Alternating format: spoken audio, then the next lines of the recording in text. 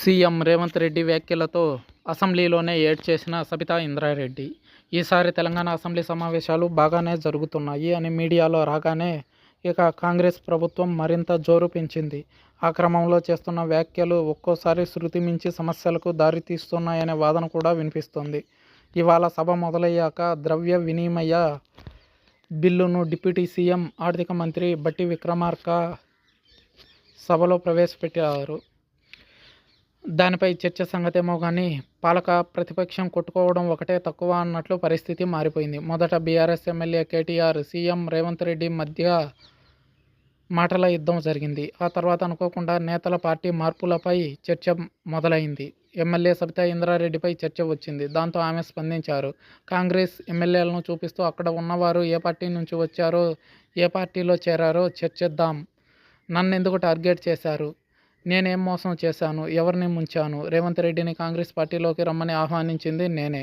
Law and order సరిగ్గా లేదని మాట్లాడితే నన్ను టార్గెట్ చేశారు అంటూ సబితా ఇంద్రారెడ్డి మాట్లాడుతుంటే స్పీకర్ జోక్యం చేసుకుని సభానాయకుడిని అగౌరవపరుస్తున్నారని అన్నారు. ఆ తర్వాత ముఖ్యమంత్రి రేవంత్ రెడ్డి, డిప్యూటీ సీఎం భట్టి విక్రమార్క మాట్లాడుతూ కాంగ్రెస్లో సబితా ఏ పదవుల్లో కొనసాగారో ప్రస్తావించారు. దాంతో బాగా ఫీల్ అయిన సబితా ఏడ్చేశారు. 2004 నుంచి 2009 వరకు కాంగ్రెస్ పార్టీ సబితా ఇంద్రారెడ్డికి అనేక పదవులు ఇచ్చింది. కానీ ఆమె ఆ పార్టీని వీడి బీఆర్ఎస్లో చేరి మోసం చేశారు. ఒక దశాబ్ద కాలం సబితకి మంత్రి పదవి ఇచ్చాం. కాంగ్రెస్ అధికారంలోకి రాకపోయేసరికి సబితా బీఆర్ఎస్లోకి వెళ్ళారు. కాంగ్రెస్ నన్ను సీఎల్పీ లీడర్ని చేస్తే నా వెనుక ఉండాల్సింది పోయి పదవి కోసం సబితా పార్టీ మారారు. ప్రతిపక్ష నేత హోదా లేకుండా చేసేందుకు సబితా పార్టీ వదిలి వెళ్లారు. పార్టీలు మారి ప్రజాస్వామ్యాన్ని కూనీ చేసింది చాలక ఇప్పుడు ఏదో మాట్లాడుతున్నారు. అసలు సబిత ఎందుకు బాధపడుతున్నారో అర్థం కావడం లేదని భట్టి విక్రమార్క అన్నారు. భట్టి విక్రమార్క తర్వాత సీఎం రేవంత్ రెడ్డి మాట్లాడారు. సబితా ఇంద్రారెడ్డిని సబితక్క అని పిలుస్తూ ప్రజా జీవితంలో ఉన్నప్పుడు చర్చ ఉంటుంది. వ్యక్తిగతంగా జరిగిన చర్చను సబితక్క సభలో పెట్టారు. నువ్వు కాంగ్రెస్లోకి వస్తే ముఖ్యమంత్రివి అవుతావని సబితక్క నాకు చెప్పారు. మల్కాజ్గిరి పార్లమెంట్ నుంచి పోటీ చేయమని నాకు సబితక్క చెప్పి ఆమె మాత్రం బీఆర్ఎస్లోకి వెళ్ళారు. నన్ను మోసం చేసిన సబితక్కతో జాగ్రత్తగా ఉండాలని నేను చెప్పాను.